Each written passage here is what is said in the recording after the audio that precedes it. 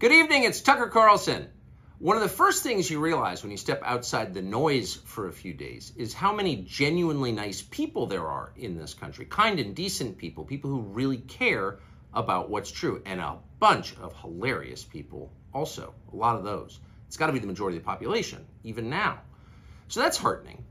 The other thing you notice when you take a little time off is how unbelievably stupid most of the debates you see on television are. They're completely irrelevant. They mean nothing. In 5 years, we won't even remember that we had them. Trust me, as someone who's participated.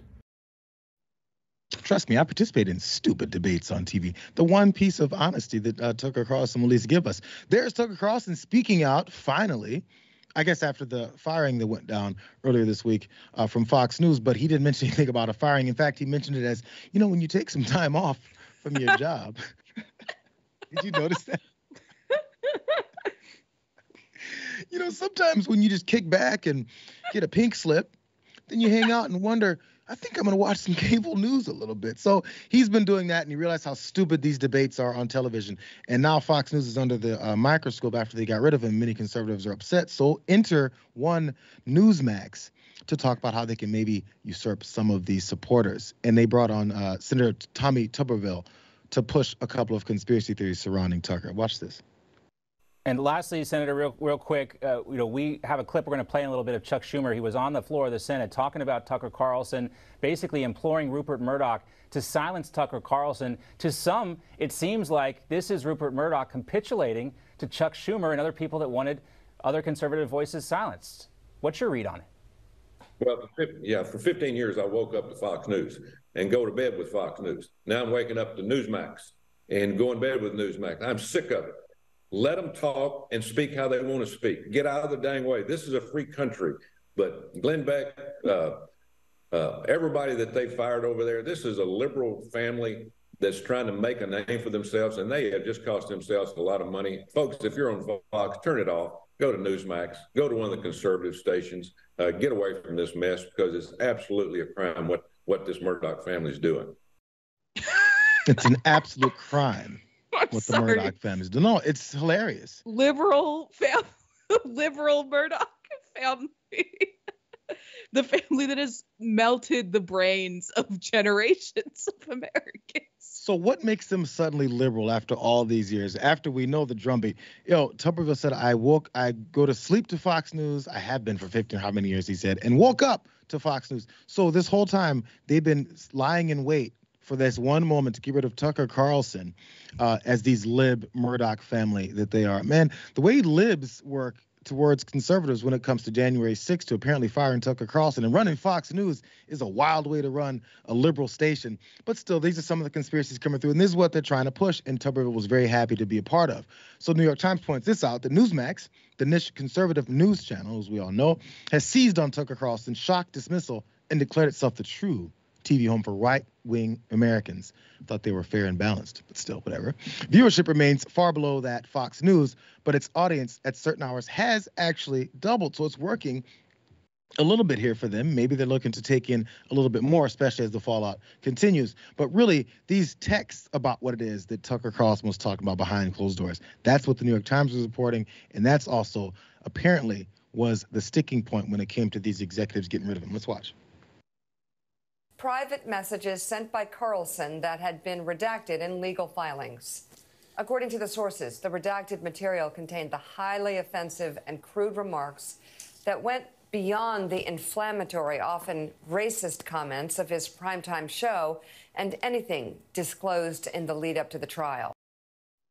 Oh, so those libs at Fox News were actually upset that Tucker Carlson was sending text messages or backdoor information about how much he hated them. In fact, I believe it was one of those, Suzanne Scott, I believe, I'm going to blank on her name a little bit here, called her the most offensive thing that some folks call women. And that was probably a part of it. It's pretty straightforward, cut and dry. After all the other stuff that Tucker Carlson said and did, Ravana, this was the thing that got him kicked out. And then eventually now conspiracy theories are swirling over. There's a little bit more, but let's see what your thoughts are. Yeah, just to go back to what Tommy, is it Tuberville? I don't care. Either way, the most ridiculous name. What he was saying about freedom of speech. And it's ridiculous. It's first of all ridiculous because Fox News is a private corporation, but it's also ridiculous because not everyone could just go on Fox News and say what their opinion is. I can't go on Fox News and say what my opinion is. The average person on the street doesn't have that ability. Tucker Carlson was being paid millions and millions of dollars to do a show on Fox News in primetime for 6 full years. So the idea that Fox News was somehow stepping on his freedom of speech is absolutely ridiculous. Advertisers pulling out, they did nothing. Lawsuits coming down the pipeline, one after another. Silence until they found out that he was talking smack about them behind their backs. I mean, the idea that this is because they have some strong ideological opposition to Tucker Carlson's racism and, right-wing bigotry, it's absurd. It's unfounded. But if any network should understand, not being able to say things because you have a threat of a lawsuit, it should be Newsmax, who got many cease and desist letters from Dominion. I mean, come on. Considering they're not this multi-billion-dollar company like Fox News is, they might want to stay away from that same approach that Fox News got in trouble with here. Which, by the way, let's jump down to graphic 3. This is the other part about it. It was those backroom text messages, but of course, I think it was part of that $787 million that they had to pay, which I honestly didn't believe until it happened. But it is part. In the end, according to one of the people with knowledge of these internal discussions, Lachlan Murdoch, that lib, viewed forcing out Mr. Carlson as a business decision. That makes sense. Just as he did with the Dominion settlement, because he didn't want to get that to get worse.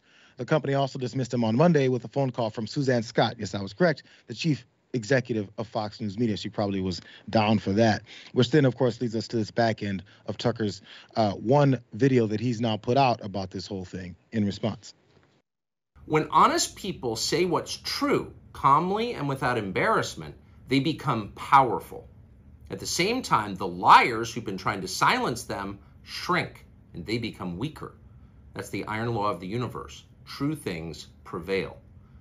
Where can you still find Americans saying true things? There aren't many places left, but there are some, and that's enough. As long as you can hear the words, there is hope. See you soon.